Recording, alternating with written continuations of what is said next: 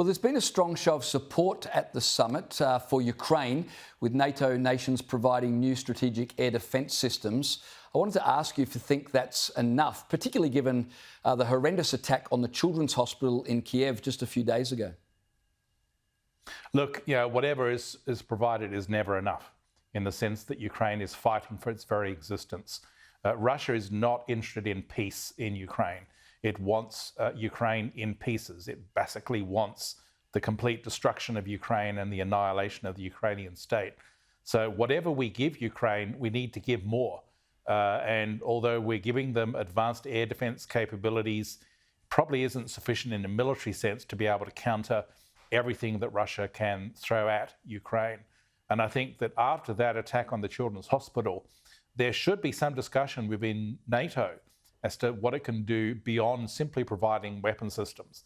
I think the key thing that Zelensky will be looking for from NATO will be to lift any constraints on the use of US-supplied weapons in terms of attacking targets inside Russia. If those constraints remain in place, and if there's not a clear path for Ukraine to join NATO, then I think Zelensky will be quite rightly disappointed at the outcome of the summit. I mentioned that the PM has sent Richard Marles as his proxy. Do you think the PM should have attended? And secondly, is Australia doing enough to support NATO in this effort? Well, short answer is, of course, the PM should have attended. I'm sure Deputy Prime Minister and Defence Minister Richard Marles will do a great job. But the fact is that the IP4, those 4 Indo-Pacific states that are associate partners to NATO, South Korea, Japan, Australia and New Zealand, those 3 states, South Korea, Japan and New Zealand, all sent their political leaders. We sent the Deputy Prime Minister and Defence Minister. I think Prime Minister Albanese should have made the effort, given the importance of this summit and given the context at which it's occurring, and the fact that NATO is increasingly playing a role in the Indo-Pacific. And in terms of Australian assistance to Ukraine, of course we should lift it. We should dramatically lift it in terms of what we can offer them. We're about to retire the Aussie Tiger helicopters and replace them with the Apache attack helicopter. Why not give the Aussie Tiger helicopter to Ukraine and allow them to have a new attack helicopter capability that they can use to attack Russian forces? The Albanese government needs to consider all requests coming from Ukraine and not just dismiss them outright. Now, of course, Donald Trump is not part of the summit, but he would be at the forefront of everybody's minds because we know he's not a big fan of NATO, and yet there's a good chance he'll be elected come November. So surely NATO leaders would have to be planning for a Trump presidency. I think they are, and I think you'll notice that Richard Marles and his delegation are meeting with members of the Trump team.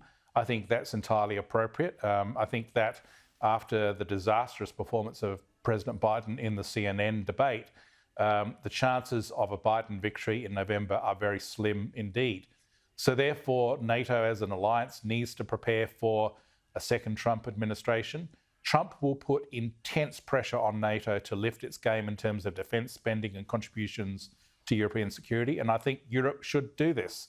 And I think what you're seeing is European states starting to essentially plan for increased defence spending, not just to placate Trump, but prepare for also the possibility that Russia, if it secures its victory in Ukraine, would then turn its attentions to NATO. And you have the prospect that a Russian victory in Ukraine could then set the stage for a much bigger and much more dangerous war in Europe a year or 2 later. Just before you go, the Signals Directorate yesterday released the details of Chinese hackers backed by Beijing responsible for a number of hacks in Australia. It's great the government's been forthcoming about what the Chinese are up to, but unless pressure is put on Beijing over this sort of activity, and that begs the question, what sort of pressure could we apply?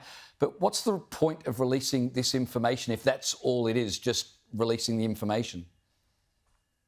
The point is to alert the Australian community in terms of government organisations, private sector, individual users to the threat that Chinese cyber warfare capabilities pose.